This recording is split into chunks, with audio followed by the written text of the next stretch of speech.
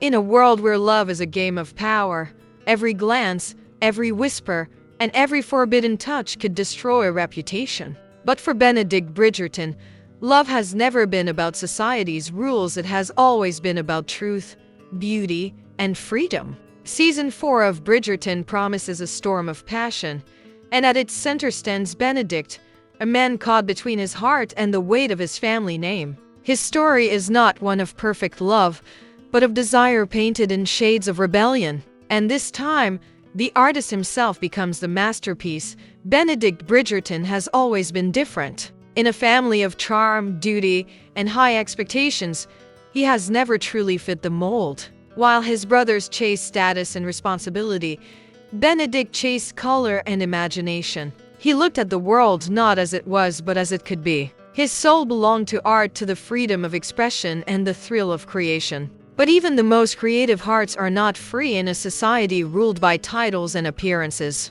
Each season, we have seen him stand at the edge of his own destiny, never quite stepping forward, always watching as others found their place. In the grand halls of London's high society, Benedict was the dreamer who never bowed completely to its rules. He danced through parties with half a smile, his eyes searching for something or someone who could see beyond the polished surface. His brief moments of affection were fleeting, never strong enough to pull him away from his art. The women he met admired his charm but never understood the restless world that lived behind his calm expression. He longed for love that felt like creation, wild, honest, and unrestrained, but being a Bridgerton means carrying the burden of expectation. His mother, Violet, has always hoped he would find a wife who fits within society's standards. Yet Benedict's heart is stubborn. He doesn't want a perfect match. He wants a true connection. This conflict between love and duty has shaped him quietly.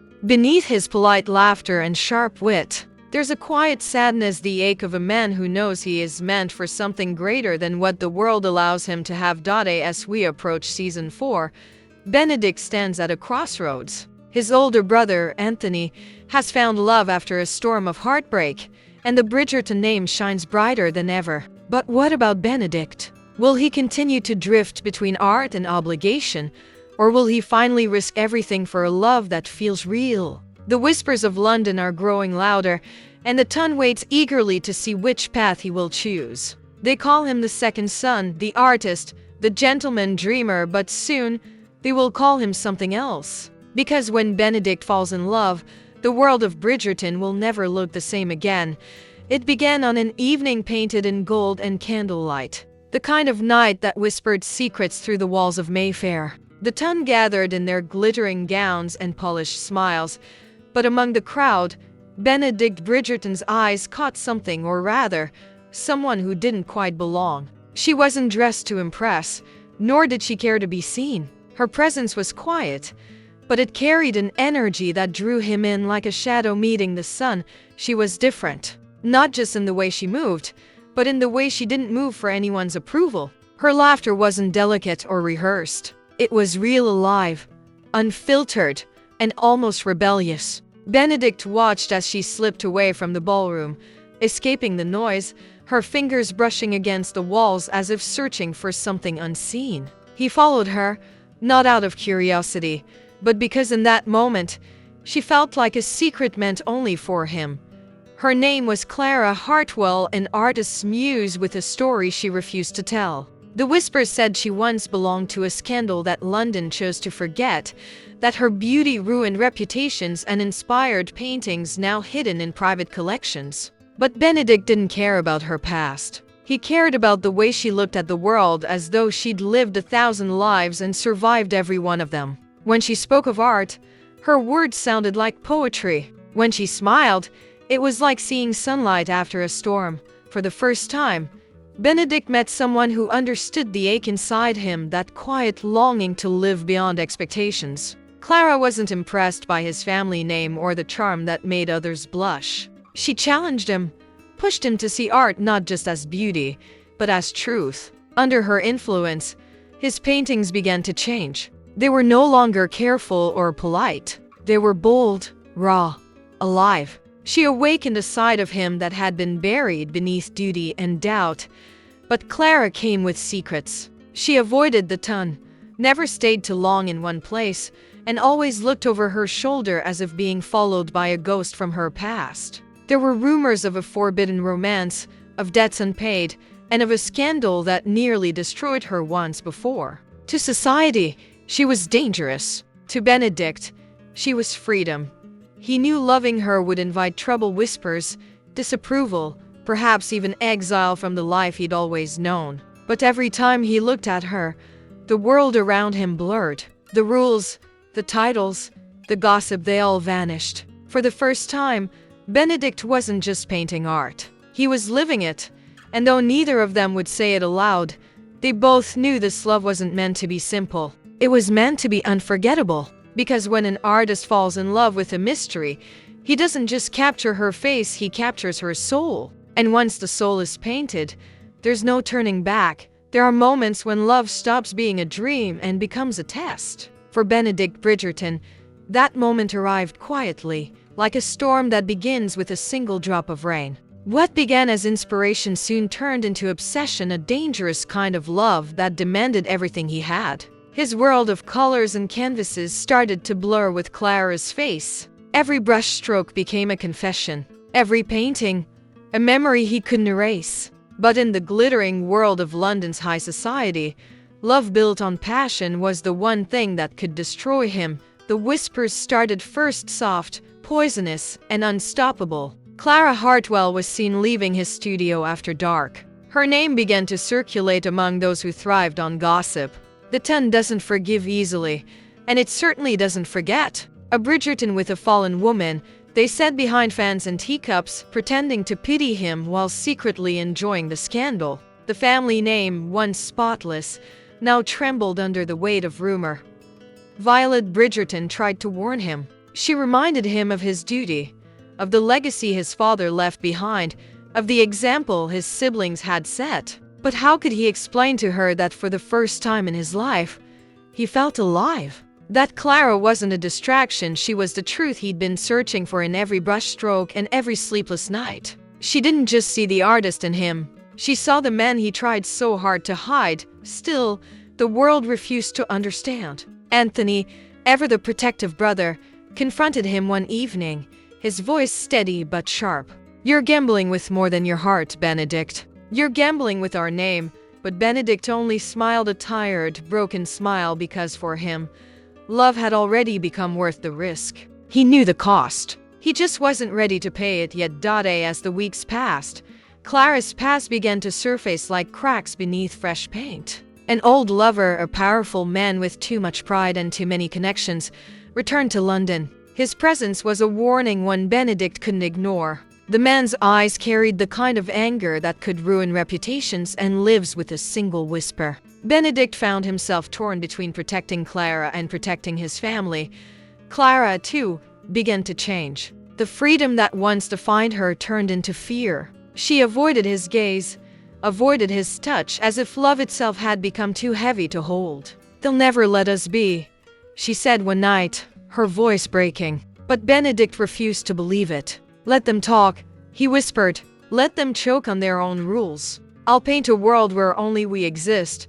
Yet even as he said it, he knew the truth. In a society that values image over emotion, no love survives untouched. The ballroom lights that once shimmered now felt like interrogation lamps. Every glance held judgment. Every silence screamed scandal.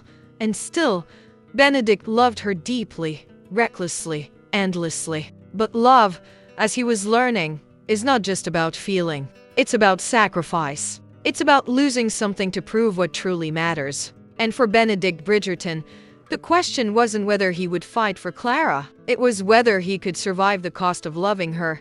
The rain had been falling for hours, washing the streets of Mayfair clean of their sins, or at least pretending to. Inside Benedict's studio, candles flickered against unfinished paintings, faces blurred, hands reaching, love frozen in strokes of desperate color. And there she was, Clara, standing in the doorway like a memory that refused to fade. Her eyes carried both tenderness and sorrow, as if she had already decided something he hadn't yet found the courage to face. He turned to her, his hands stained with paint, his heart heavier than it had ever been. "You shouldn't be here," he whispered. She smiled faintly. "I was never meant to be anywhere else." Her voice trembled like the flame of a dying candle. In that moment, the world outside the gossip, the family, the rules disappeared. All that existed was the ache between them. A love too real to survive where appearances mattered more than truth. Clara took a deep breath, her fingers tracing the edge of one of his canvases. It was a portrait of her unfinished, wild, alive. "You painted me like I'm free," she said quietly, "but I'm not. And if I stay, neither will you." Benedict stepped closer, his eyes searching hers. "Freedom means nothing without you." But she shook her head. "Then you've forgotten what art is, Benedict. It's not about holding on. It's about letting go." He wanted to argue, to promise her safety, to promise a future. But as he looked at her, the woman who had given him passion, courage, and chaos, he realized she was right. The world they wanted didn't exist. Not here. Not now. To love her was to destroy her. And so, for the first time, Benedict chose not what his heart wanted, but what her soul needed. The morning she left, London seemed quieter. The rumors continued, but he didn't care anymore. He returned to his studio, where the light touched the empty space where she used to stand. For days, he painted in silence. The portrait of Clara became his masterpiece, her eyes filled with both love and loss. It was raw, imperfect, and painfully beautiful. When it was done, he didn't sign it with his name. He signed it with hers. Months passed, and the 10 moved on to new scandals, new gossip. Benedict reemerged, changed. His art spoke louder than his words ever could. Critics called it the most human work they had ever seen, as if every color carried a heartbeat. And though no one knew the truth behind the painting, Benedict did. It wasn't just a portrait. It was a promise. Sometimes, he still felt her presence in the quiet of his studio, in the brush against canvas, and the wind that carried her laughter through memory. He had lost her. Yes, but he had gained something else. Truth. The kind of truth that lives forever in art. And perhaps that was the real ending of his story, not tragedy, but transformation. Because love, when it is real, doesn't always need to last to be eternal. It only needs to be felt deeply enough to leave a mark. In the grand story of Bridgerton, Benedict's love wasn't the loudest or the most celebrated, but it was the truest. And as season 4 unfolds, one thing becomes clear: not every masterpiece hangs on a wall. Some live forever in the heart of the artist who dared to love without permission.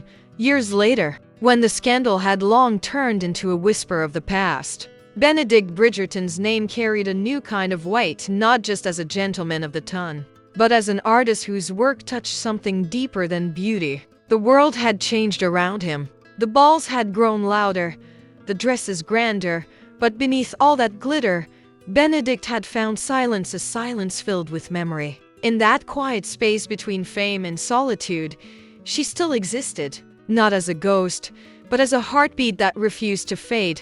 His paintings told the story the world was never meant to know. Hidden in the curves of color and the flicker of light was Clara's face, sometimes clear, sometimes disguised, but always there. Critics called it his period of soul. They spoke of pain and genius, of how his art turned suffering into something immortal. But they never understood that each brushstroke was a conversation with a love that never really ended. One afternoon, as Benedict stood in a gallery filled with his work, he overheard 2 young artists speaking softly near the portrait of a woman with untamed hair and eyes full of fire. "Who was she?" one asked. The other smiled. "No one knows, but they say she was the love that nearly ruined him."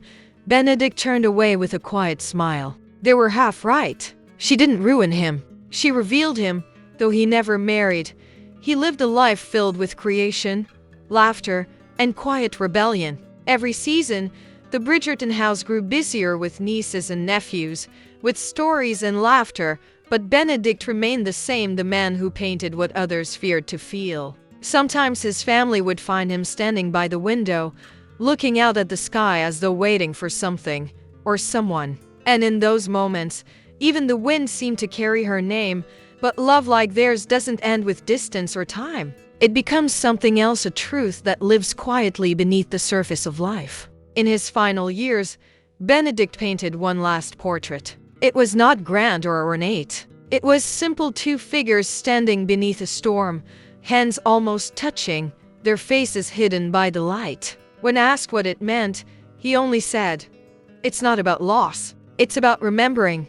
After his passing, that painting hung in his studio untouched. Visitors would often say it felt alive, as if the air around it still breathed with something sacred. Some claimed that on rainy days, when the candles flickered just right, the woman's shadow could be seen on the wall beside it watching over him. As she always had, Benedict Bridgerton's story was never about finding a perfect ending. It was about choosing love, even when it meant pain. It was about the courage to live honestly in a world that demanded masks. And though his love story didn't fit the rules of the ton, it became something far more lasting, a quiet legend, whispered through halls and brushstrokes, carried by those who believe that the truest love stories are not written in ink, but in the hearts of those who dare to feel deeply. The world remembers stories in two ways: through words that fade, and through art that endures. Benedict Bridgerton's story became both. Years after his final masterpiece was unveiled, whispers about him still traveled through galleries, dinner parties, and secret corners of the ton. But what they didn't know, what no one could ever fully see, was that every painting, every shadow, every soft hue of light was part of one grand confession. A love letter written not in ink, but in color. In time, people forgot the scandal, but they never forgot the emotion that lingered in his work. His art seemed to breathe. It wasn't the technique that moved people. It was the truth hidden beneath it. Each canvas felt alive, as if the woman who once inspired him still watched through the strokes, guiding his hand even from beyond the boundaries of his own time. Critics called it divine inspiration. He would have called it Clara. A new generation of artists began to seek meaning in his legacy. They studied his work, trying to understand how he turned heartbreak into harmony. And yet, none of them could recreate the depth of what he'd done, because what he painted wasn't learned, it was lived. His love, though silenced by society, had become immortal through the only thing that could never be silenced: creation. One winter evening, a distant descendant of the Bridgerton family discovered a letter sealed inside one of Benedict's sketchbooks. The paper was aged, the ink faded, but the words still carried warmth. To the one who finds this, it read, "Know that love is not meant to be perfect. It is meant to be honest. Paint your truth. Even if the world will not frame it." There was no signature, just a small smudge of blue paint in the corner, his color, his mark, his farewell. The letter was never made public. It was kept within the family, whispered about only in quiet conversations, like a secret too sacred to expose. Yet somehow, that message lived on. Painters, poets, dreamers, they all felt it, even without knowing his name. It was as if Benedict's spirit had woven itself into the air, reminding those who listened that love is the greatest art of all, and somewhere, beyond time and memory, perhaps he found her again. Not in London's ballrooms or among society's endless charades, but in a place where titles mean nothing and hearts speak without fear. Maybe there, in that stillness beyond the canvas, Benedict Bridgerton finally painted his last masterpiece, not with his hands, but with his soul, because some loves don't end when the story does. They echo softly but endlessly, across every lifetime that dares to feel. His brush may have fallen silent, but his love, their love became eternal. And that, perhaps, was always the point. He didn't conquer the world. He felt it. He didn't find love that fit the rules. He found love that broke them. And in that breaking, he discovered something most people never do: that love, even when it fails to last, succeeds in shaping who we become. Every color he brushed, every secret he carried, every tear he turned into beauty, it all led to the same truth, that to love deeply, to risk ruin for feeling, is to live fully. The ton remembers him as the artist who changed the face of beauty. But those who look closer, those who listen beyond the silence, see something else. They see a man who dared to love without asking permission. A man who looked at a woman the world cast aside and saw not her flaws, but her fire. That kind of vision does not fade. It lives on, in every dreamer who chooses passion over acceptance. in every heart that beats for something it cannot have but loves anyway. And so, as the next chapter of Bridgerton begins, his legacy lingers in the air like perfume after a dance unseen, but unforgettable. The tongue will speak of new names, new romances, new scandals. But somewhere in the quiet between violin notes and candlelight, Benedict's story will still breathe, reminding us that love, no matter how fleeting, is never wasted. It leaves marks not on the skin, but on the soul. So when the curtain closes and the music fades, remember this: some loves are not meant to be kept. They are meant to be felt. They are meant to remind us that beauty is born from heartbreak, and truth from surrender. Benedict's love did not vanish with time, it transformed it. And perhaps that is the greatest masterpiece of all.